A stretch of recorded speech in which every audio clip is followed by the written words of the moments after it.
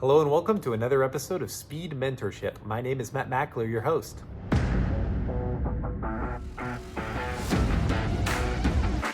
Here in Speed Mentorship, our purpose is to help you be a leader that others want to follow, help you take your leadership to the next level. We're going to do that by interviewing top performers who are world-class at what they do. We're going to ask them tough and challenging questions to see what sets them apart and makes them successful. We know your time is valuable. We're going to keep each episode to 15 to 30 minutes and make sure it's action-packed, full of rich content. We want to make sure that we're adding value to you. And if this is something that you do find value in, make sure you hit that like and subscribe button. That would help us out tremendously. And without further ado, let's dive into today's episode. And to really kick off the second segment I think we really have to start with defining what is a successful organization. There's different definitions out there, but I would love, Kim, to hear your definition of what a successful organization is. Yeah, to me, a successful organization is number one, innovative. It's a business leader. It's an industry leader. It brings out the best in their employees, their colleagues at the end of the day. It's a workforce that is happy, and it's also an organization that embraces collaboration. The organization's diverse, talented, engaged, and passionate. I can tell walking through a facility whether or not it's a successful organization or not, just through a walkthrough. Too often, a business leader, Matt, and I'm not saying this is you, but Too often business leaders sit in their office all day. It happens outside of the office. Totally. So creating that culture, creating that environment, I can tell, for me, that's a successful, where everybody's treated fairly, everybody's needs are being met. And quite frankly, when all of that happens, you have a low turnover rate. Employees stay. And nothing's more important in today's marketplace than retaining the talent you have. For sure. Yeah. So hopefully that answers your question. Very solid. Very solid. So we have a successful organization, and then, everybody faces challenges in their career, in their organization. What are some challenges that you faced, in your career or the businesses that you run, and how have you overcome some of those? And I've talked about a couple of them. One was the pricing compression and trying to keep the business profitable and healthy while trying to grow the business. And there's a cycle in every business. And quite frankly, every business is going to go through that cycle. So when I started Talent Track, it was in the infancy stage of that industry. Recruitment process outsourcing was new. 5 years later, it was a very mature industry. The big players have gotten into it. Billion-dollar companies who had a lot more dollars and resources than I did. So there's a movie that I used to quote all the time. I'm trying to remember the name of the movie. But anyway, it talked about if you're small, you're mobile and nimble. Yeah. And you steal the assets from others. And that's what we tried to do. We tried to look at what they were doing and try to replicate it in my environment. I also mentioned to you the other big challenge I had. Do I leave corporate America? That was a scary proposition. The good news for me, I had a very supportive spouse who believed in me, who trusted me, because we put everything at risk. Here I've built this big income, lifestyle, company car, you name it. And suddenly I'm putting a lot of money into a business, taking a lot less money out of the business. Yeah. Having cash calls in the beginning because you have to keep that business funded. Yep. Like Talent Track, we had 300 employees. AIM Executive, 28 office locations. Now, Dream Jobs was smaller, only about 35 people. But again, we funded all of that. And reputation's everything. So the last thing you can do is go out and oversell and underdeliver. And that's what you do with a startup. If you try to get out there prematurely too quick, you're not going to be able to deliver the service that you sold. For sure. So then what do? You build it first. Well, there's a cost to build something without revenue coming in. And somebody has to fund it. And unfortunately or unfortunately, that was me. And so, so those are the challenges you have. I don't know who your audience is, whether it's an entrepreneur, a CEO, or your audience is a young person thinking about starting their career and developing and growing, but they're going to be confronted with all those difficult decisions at the end of the day. I will tell them there is no perfect answer. There's no right or wrong. Some decisions are better than others. I mean, I've made mistakes and I've recovered from those mistakes. Yeah.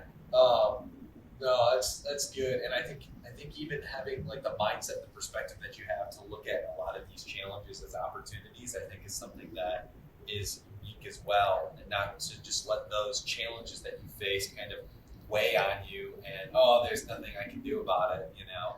I do like that phrase, Matt. Challenges are windows of opportunities. And it depends how you react to those opportunities at the end of the day. I can tell you, I came up for an engineering manager job when I was at GTE. And I told you I'm a non-degreed engineer. And I was competing with two people that were degreed engineers. I got the job. And they were so upset and disappointed they couldn't understand it. But I never treated my job from 8 to 5. I took on special projects. I'd stay beyond the end of the day if the job required it. I made the investments. They did not. The best things in life come at a price. They come at a personal sacrifice. For sure. Which I think is a great tie-in to this next question, which has to do with kind of work-life balance and the best way to kind of manage this. And I know there's a lot of different thought processes of this, and you and I were talking earlier about, you know, the effects of personal life on business life and all these different things. But, you know, how do you best navigate work and personal life and try and manage that in the best way possible? I think it's unique and different by person. I think you're better at it than I am. I mean, you and I honestly do, Matt. I mean, you and I have spent some time one-on-one. I honestly think you're better. I tend to be a workaholic. I do. I know it. My family knows it. You know, I invest a lot of time and energy into work. It gives me great pleasure at the end of the day. Remember, I told you earlier, you can't make somebody else happy if you're not happy. Yeah. Working makes me happy. My family knows it, and they've learned to live with it. We're into quality and not quantity. I mean, we try to do special things together. I never miss a special event, like when my daughters were going through honor society or getting academic awards or extracurricular activities, sports. I even was, when the kids were younger, I was their basketball and soccer coach. I mean, I tried to invest the time and do it with quality, not quantity. I mean, we tried to do special things like out of the blue, take a special trip to Chicago and shop on Michigan Avenue as a surprise, or me take a Friday afternoon off and go to the Toledo Zoo. I mean, so I try, and also when I was with them on the family side, I was present. I tried to tune out work. You can't do both things. Try to be present for them and make that time important and special. And then I have hobbies. I mean, I told you I like to play pickleball. You're a pickleball champ. So. And I play 3 times a week. I love to lift weights. And when possible, I try to go to the gym at 3:00 in the afternoon when work permits. I like to ride bikes. I like to go on walks with my wife. So I do try to do some of that other stuff that gets me away from work. But at the end of the day, I spend a lot of time at work. And I know it. There are a lot of people better at it. And quite frankly, when I'm coaching colleagues and other leaders, I tell them not to use me as an example. Well, I appreciate your thought process there. I think it's very insightful in a lot of different ways. So appreciate that. This next question I think is I'm really, actually these next couple questions I'm really interested to, especially with your background and everything else, and your experience, to really see your perspective on a lot of this stuff. But the first one is, what is the best way to attract talented people to an organization? So to qualify my response, I am recognized as a thought leader and subject matter expert in talent acquisition. So it's an area that I know well. That's where I've spent the vast majority of my career. I tell companies the first thing is they need to know what a good person looks like. You have employees today. What's a good person here look like? by skill set. And how are you trying to build that into your recruiting effort? Secondly, I tell companies to hire for fit and train for skill. Too often, everybody's screening for experience and skill. They forget about the most important piece. Are they going to fit the environment? Most new hires leave in the first 6 months. Why? Because they don't fit the environment. They don't fit the job. What you told them the environment was going to be like is very different than what the real environment's like. I think some of your best sources of hires are employee referrals. If your employees are referring candidates because they believe in the business and they're going to be some of the best sources for great hires. Yeah. I also believe in creating realistic day in the life job videos and having testimonials on your website and incorporate that into your social media recruiting effort. Also, this is the part that probably most employers forget. Having a candidate-friendly employment process. Courting the candidate as much as you're screening the candidate. Sure. Making them feel important. Knowing your company. Not speaking in a monotone voice. Speaking with passion and enthusiasm about the business. Letting them meet some of the other people that they work with. Yeah. So that they can really see what that environment's Not like. making them jump through 20 hoops to try and get in to get a. Well, speed is important, especially in today's market. If you aren't able to make quick decisions, I tell my clients all the time, great candidates have options. You're not the only option. And if you don't make timely decisions, guess what? That sends a bad message that you're not sure they're the right candidate. And guess what? They're off to the next opportunity. Especially right now, right? Especially. So having a mobile-ready, candidate-friendly application process, having an employment process that is efficient and friendly as well, all important. Onboarding a candidate is equally important. If you don't onboard them right, that first day in the job, guess what? They can be gone. Yeah. And you kind of touched on this a little bit, just as far as characteristics to look for in employees, but was there anything else you wanted to add on, when you are looking for somebody, when you want to make sure they're a fit for the organization, are there any other characteristics that that we should be looking for in employees, or is it kind of differ from company to company? No, I think there's consistency. So number one, how prepared are they for the interview? Number two, they should be talking half the time. You should be talking half. So how prepared are they with questions?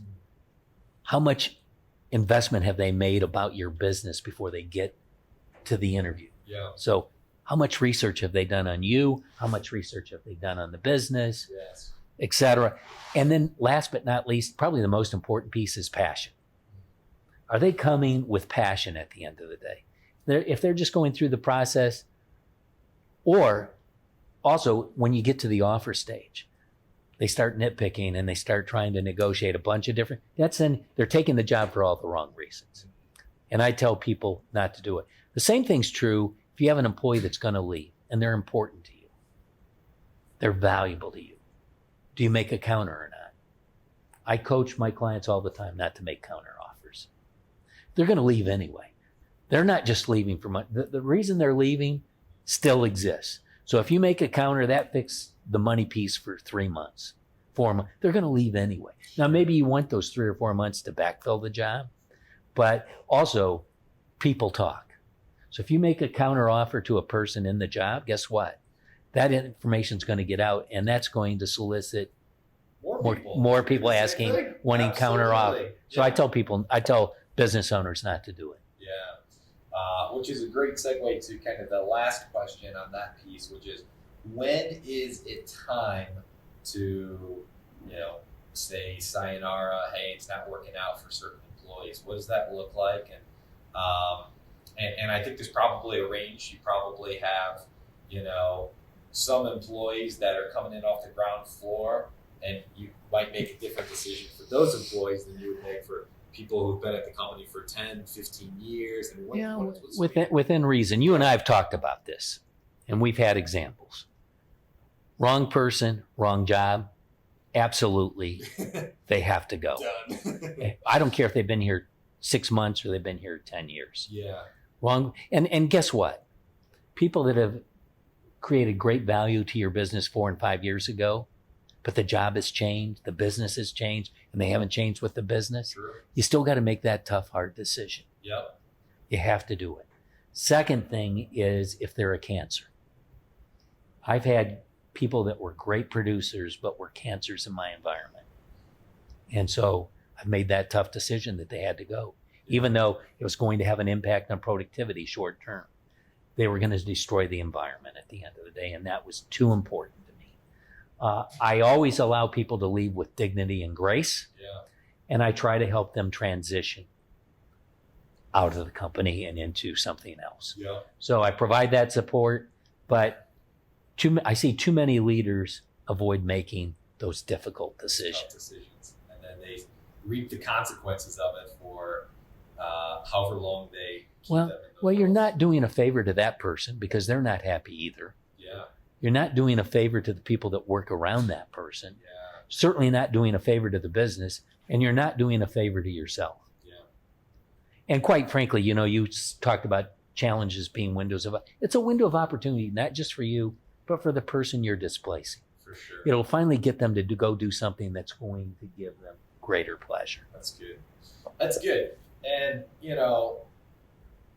I think there's a lot of ways to tie this in, but I just want to hear, your specific opinion and approach on what a good culture looks like and how to maintain a good culture, how to have a good culture. I mean, you and I have talked about your companies in the past, and I think you've done a phenomenal job at inspiring the employees and having such a great culture at all your different organizations. So how do you do that? What is a healthy culture? What is a good culture? And how do you make that happen? One, it starts with the leader. The leader walks around.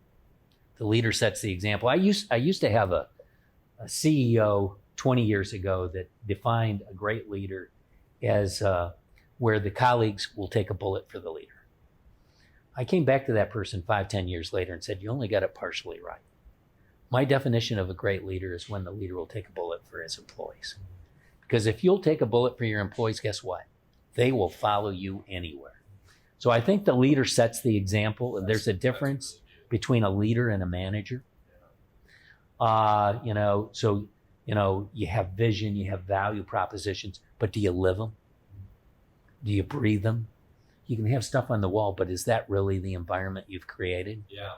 So you walk around, I told you earlier, I can tell if the culture's a happy culture or not, just by, are the people friendly?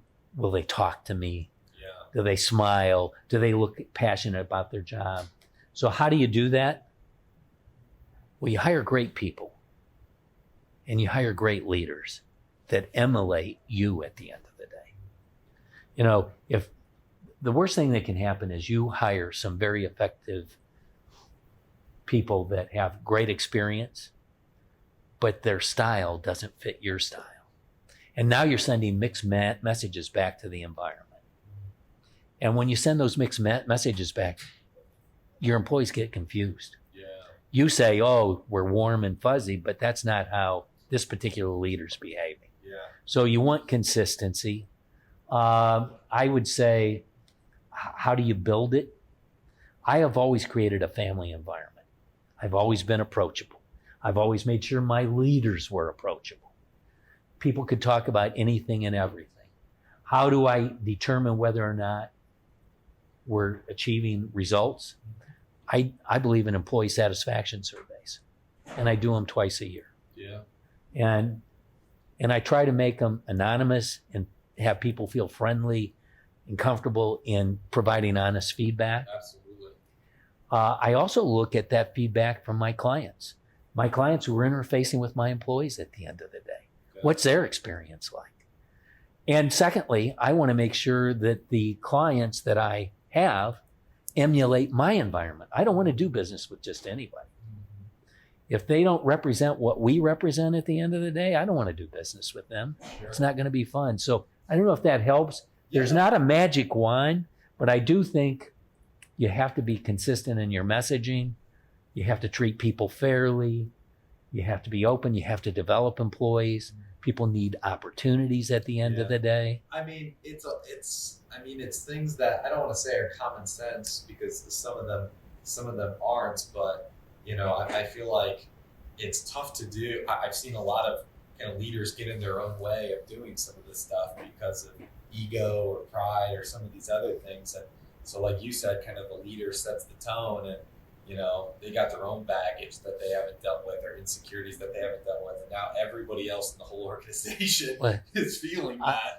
I like that term because we all have baggage. The difference is with your employees, the baggage they have.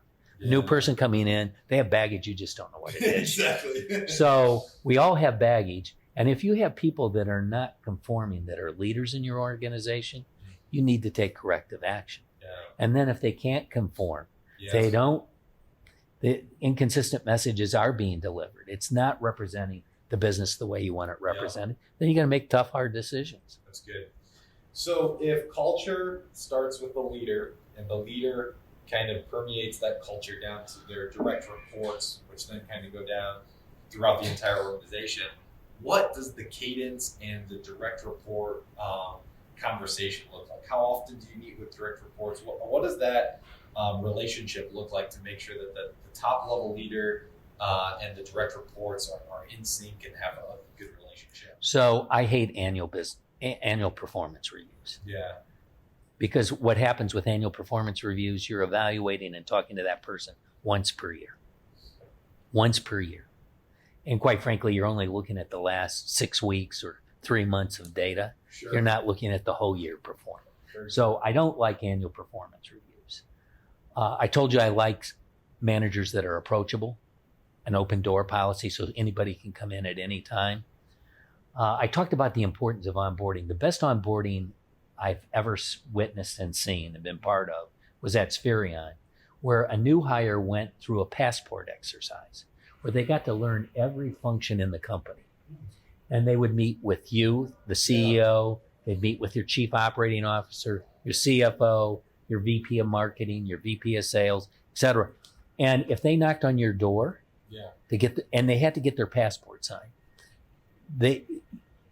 regardless of what you're doing, could even be with a client. You said, hey, I got to take time out. This is too important. That's interesting. Yeah. And you would tell them 5-10 minutes about what you do and what this department's all about, and a little bit about you.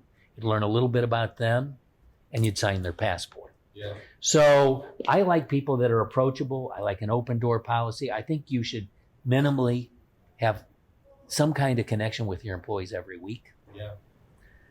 You should be reviewing performance every month. You should be coaching them on how to get better and not beating them up on Just the missing things they're not something. doing. Yeah.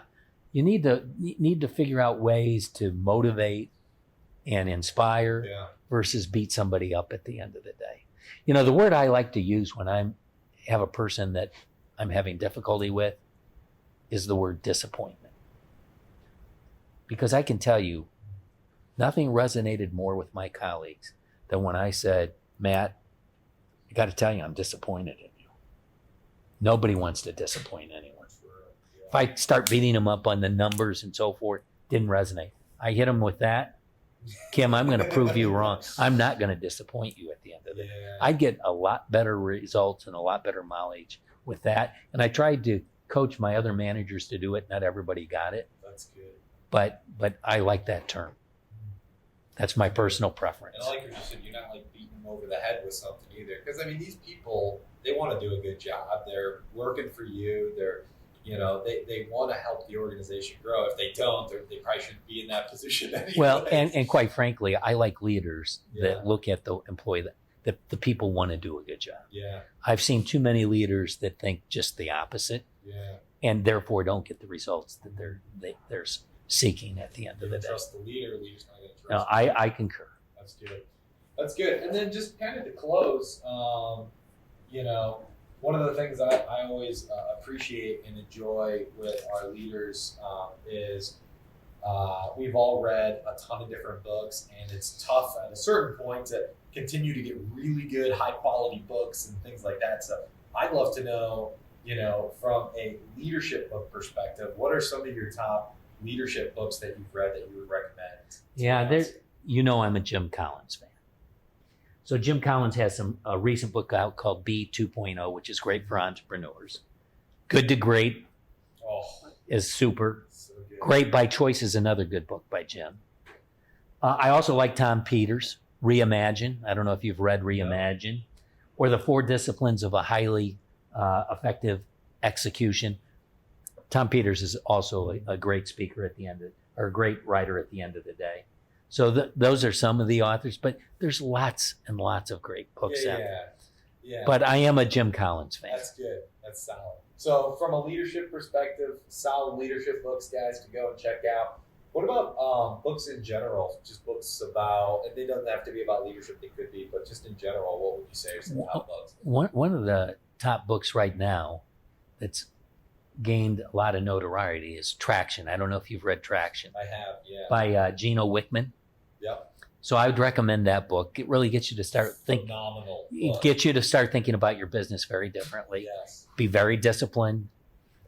Be very focused. Yeah. Put in the structure main stuff first, and then slowly go from there. Yeah. And then there's some easy reads like Fish Sticks. I don't know if you read that. You can read that in probably an hour. Oh. It's by Stephen Ludden. Okay. And there's another one, Eat the Frog by Brian Tracy. Again, a quick read. But both of those are good inspirational books at the end of the day.